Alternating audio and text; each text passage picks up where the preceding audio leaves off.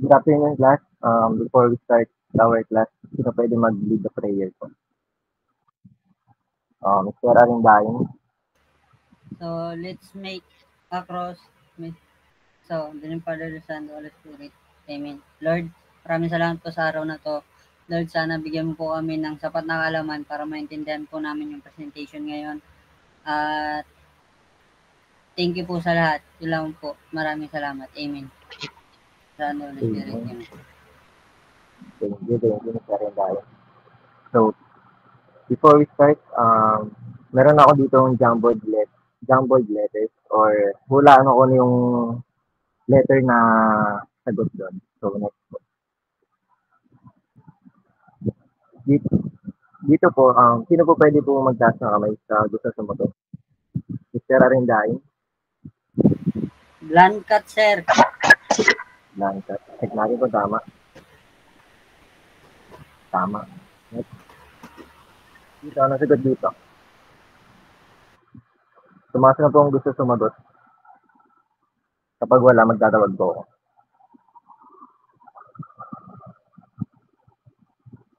So, class wala. Sir Pajenos,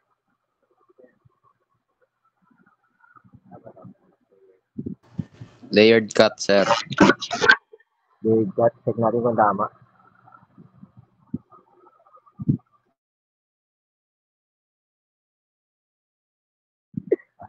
Next po. Tama. So, ito ang nasagot ko dito. Nagtaas lang po kayo ng kamay po. Mr. Arindain, Shag, sir. Shag cut. nagtaas. Check natin kung tama. Tama. Good. Next. Last ito. Last na to. Sino pwede magsagot?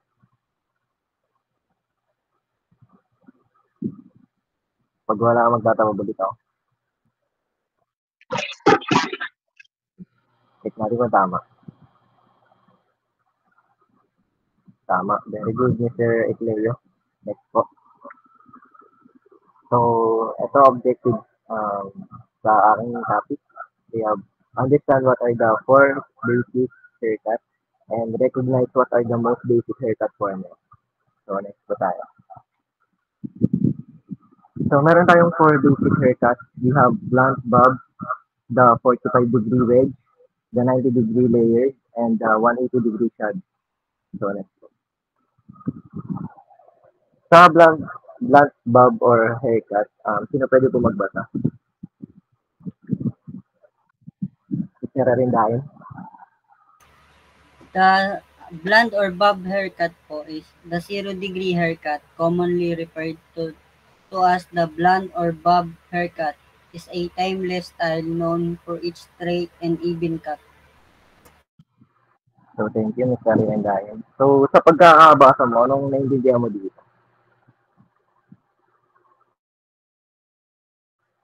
Mr. Rindayan.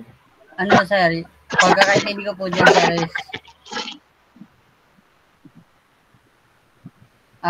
ano po, pantay lang po yung pagkakasagot sa kanila.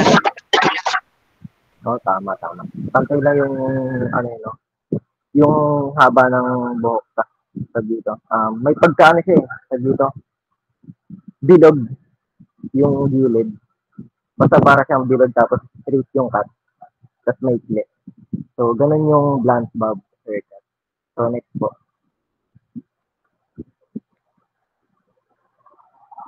So, meron tayong the 45-degree wedge. Sino po pwede magbasa? Pag wala magtatawag po ako.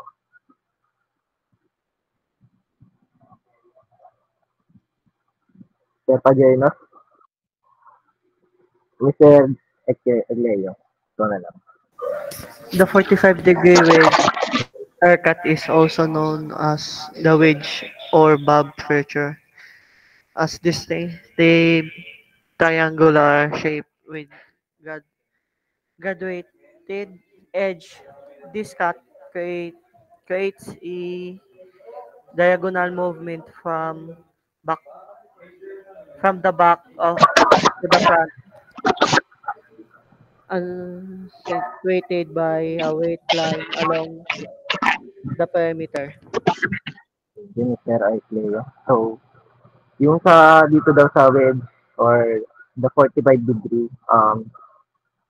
mula sa likod, parang paano siya, pababa. So, meron na from the word diagonal movement from the back to the front. Yun, yung back hanggang sa front, parang pababa siya. So, hindi siya pantay, para siyang tabing, para siyang, dito, oblong, ganun. So, ganun lang yung 45 degree. Next po.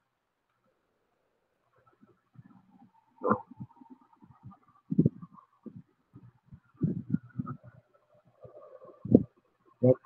Next po ng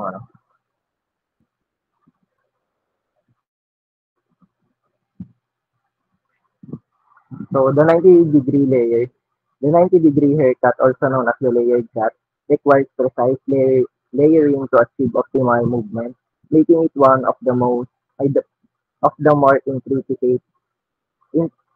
intricate style. So, dito naman, from the word layered, parang yung buhok na nililayered sa gilid, simula sa harap, papunta sa likod. Tapos parang, siya, sa dito, may movement yung buhok niya, tapos parang baby band, parang baby, gano'n. So, naintindihan niyo po ba, class? Kung ano yung pinagkaiba ng layer? Very good, very good. So, next po tayo.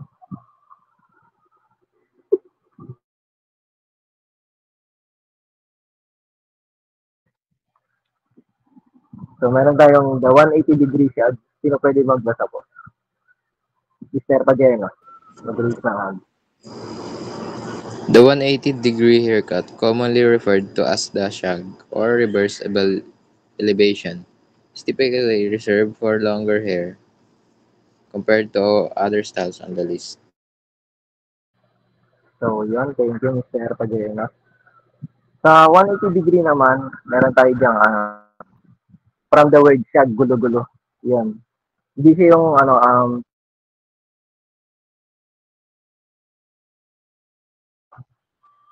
wala yung presenting, pero dito.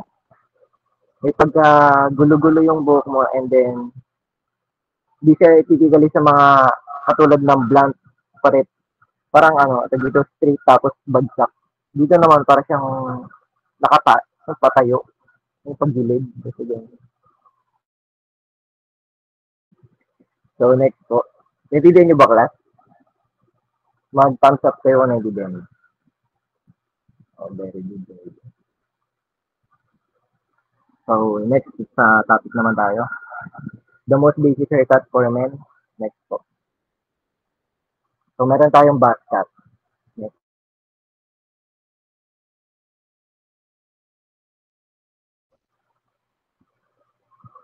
Next, Mr. Arandain. Nawala yung presente. May, may problema or nakita. Sino po pwede magbasa sa buzz cut po? Mr. Arandain. Buzz cut. The timeless buzz cut is the most iconic haircut for men who wants a stylish, low-maintenance style that requires minimal effort, making it easy, practical, and masculine. The modern variation feature of a fade haircut on the sides and back, but some still prefer the classic style, asking their barber to use clippers to cut the same length all over the head. So, thank you, Mr. Arandain. So, sa pagkabasa mo dito, ano nakikita mo sa buzz cut? Like, Sorry, yung medyo, yung basket daw po is, sir, it's a minimal effort haircut po. Parang lang po siya, sir, same ng length po. Same lang po sila ng haba. Then, maiksi lang po talaga yung buhok. Yes, maiksi talaga. No? Para siyang kalbo. Ganun. Pero yung pagkakalbo niya, semi lang. So, yung gilid niya, meron kasi yan merong 1, 2, 3. Meron din 0. Yung sa gilid niya kasi 0. Yung sa picture na to, yung gilid niya 0. Tapos yung sa harap naman, Depende kasi yan kung gaano kahaba gusto mo. So, yun. Next. Tapos ginagamit rin siya ng ng yung sa harap niya ng pagka devil cut. Yun. So, meron tayong French crop. Next po. Sino magbasa? Sino pwede po magbasa ng French crop?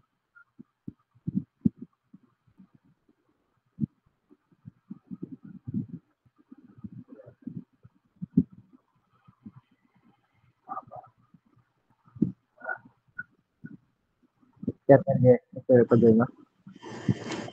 French crop. A versatile texture French crop is a sophisticated and refined but surprisingly simple to style and maintain. The hair falls forward from the crown and the ends in clean, slightly jagged fringe. A high or mid at her hair top.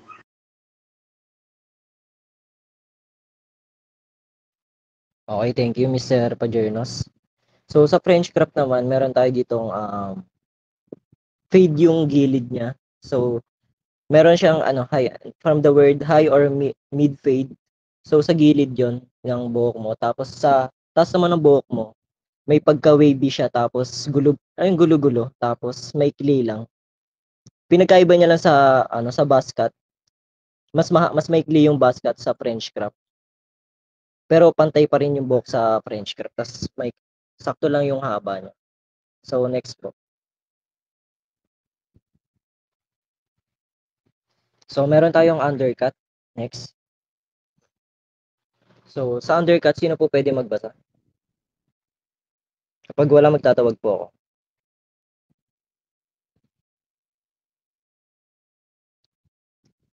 So, Mr. Recleo, pwede magbasa?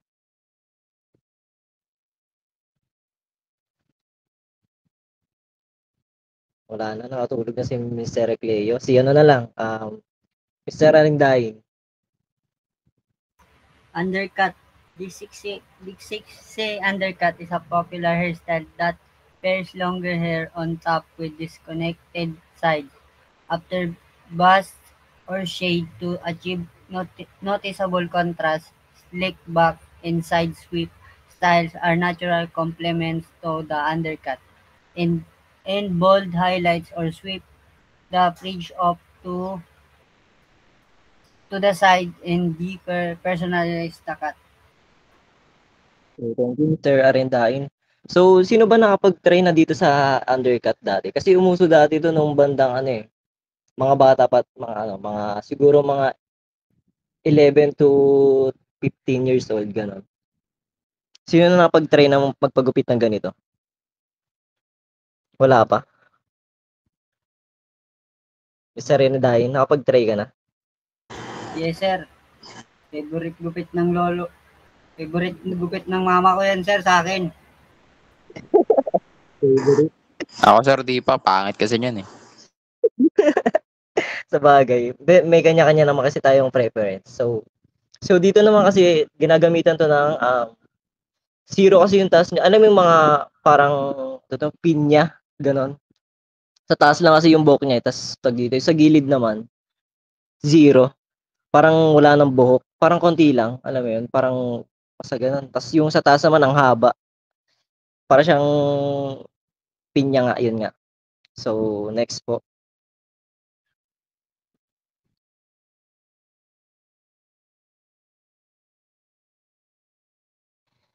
So meron tayong slick back fade. Next. So sa slick back fade, a slick back fade is a classic hairstyle with a contemporary vibe, creating an elegant, approachable look suitable for teenage guys and professional men. The hair on top is longest at the front but gradually decreases in length toward to the crown. Ay, basta yun, to the crown. So dito naman, from the word slick back fade, pataas siya ng buhok mo towards sa taas ng crown mo or sa ulo mo. So gano'n lang siya. Relax mo lang po, mic mo, Mr. Bundan. So sa slick back fade, Ikaw, Mr. Bunda, anong pagkakaintindi mo dito? Sir, sorry sir. Ano lang eh. Kailangan nyo dito sa split back fade. Sir, ano sir? It's like faded sir. Kumbaga ano, manipis sa baba, mataas yung sa taas. Yun sir, pagkakaintindi ko. Tapos parang elegant sa tignan sir. Mas bagay sa mga ano, panahon niya sa mga generation yung mga bata. Yun sir. Tama. So, yun, tas yung harap ng buhok niya pataas, no? Parang papunta sa top of the crown.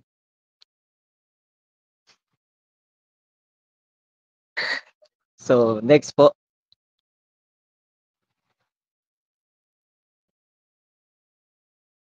Meron tayong mohawk fade. So, next. Sa mohawk fade, sino pwede po magbasa? Kapag wala, magtatawag po ako.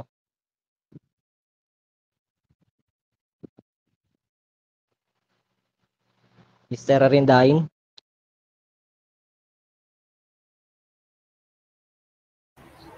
Mohawk fade. The mohawk fade is a trending men's hairstyle that can be edgy, sexy, and low maintenance with contemporary variation offering a more relaxed textured look. The burst fade provides a bold and unique dimension, while the longer flowing hair can be tousled and natural or sleek and structured to suit your needs.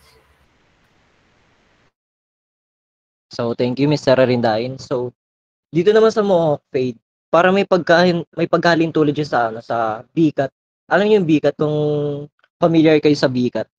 Para siyang pa-V sa likod. Ito naman para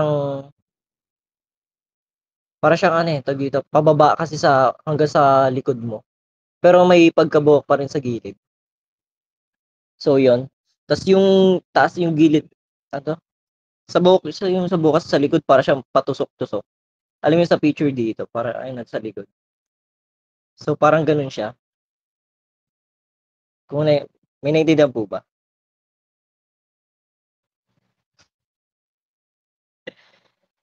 So, next tayo. Kung may naiintindihan.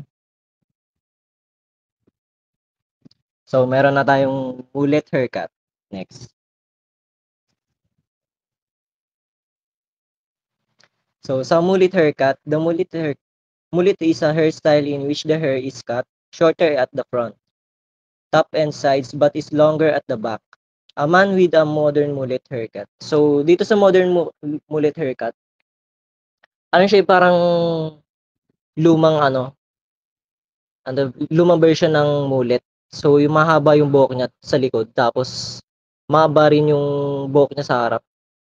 Yung parang, basta parang siya may buntot, ganon. Sino na nakapag-try ng ganitong hairstyle? Wala pa ba nakapag-try? Sa bagay kasi nung nagpapaganito dati mga 90s eh. So, next tayo. So, ito na yung modern mullet haircut. Next. Sino pwede magbasa ng modern mullets?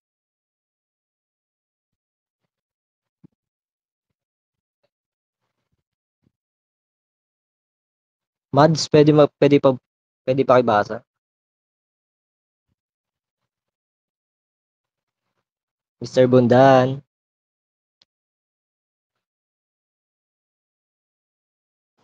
Nakatulog na si Mr. Bundan. Si ano na lang, Mr. Pajernos. Modern mullets are updated version of the classic styles we know and love. Modern mullets are easy to personalize and can be changed to suit your unique styles and career.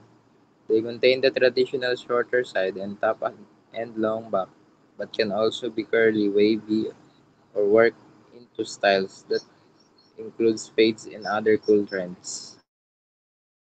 Thank you, Mr. Pajernos. So, sa modern mullets, ito na yung from the word modern. Siya yung ngayon, pinakabagong version ng mullets. Meron siyang may klila yung buhok niya sa harap. Tapos parang dito. Para siyang pa burst fade.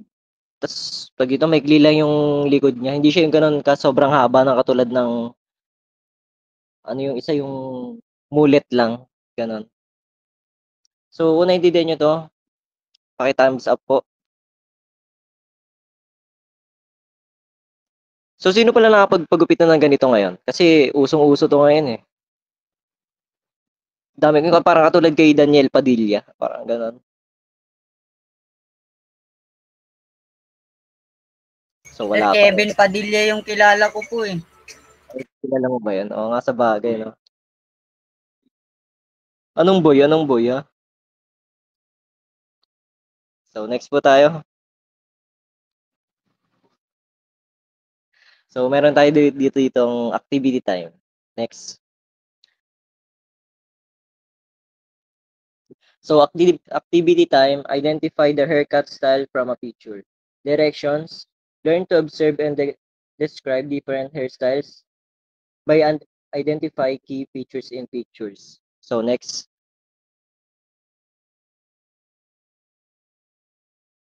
So identify nyo lang daw kung anong nasa picture. Sino pwede magsagot? Taas lang po ng kamay. Mr. Arinday. Mullet haircut, sir. Haircut. Tingnan natin, tama. Tama, Mr. Arindayan. Very good. Next. Ito naman, anong haircut to? Devil cut, sir.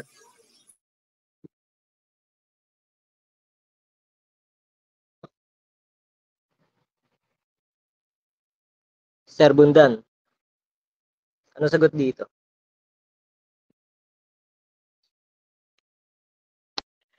Sir, Oh, devil tulog. cut, sir. Ano ulit? Devil cut. Sir Pajero, ano sagot dito?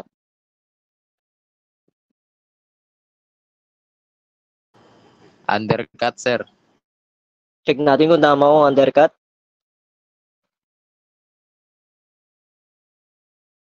Tama, very good. Next. Dito, ito yung kanina, yung sinasabi kong parang kalbo. Mr. Rendain. Basket po. Check natin kung tama. Tama, very good. Next. Ito, ano to? Yung pantay yung buhok. Kanina. Sino pwede magsagot?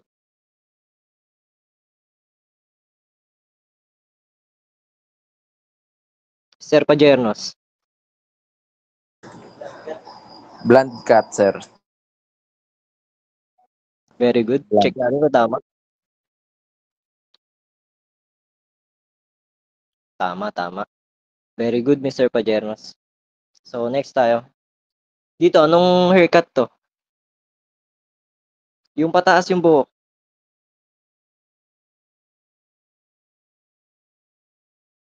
Wala nang nagsasagot na. Slick back, sir. Back check natin kung tama. Slick back. Tama. Ito, ano to? Sir, mullet.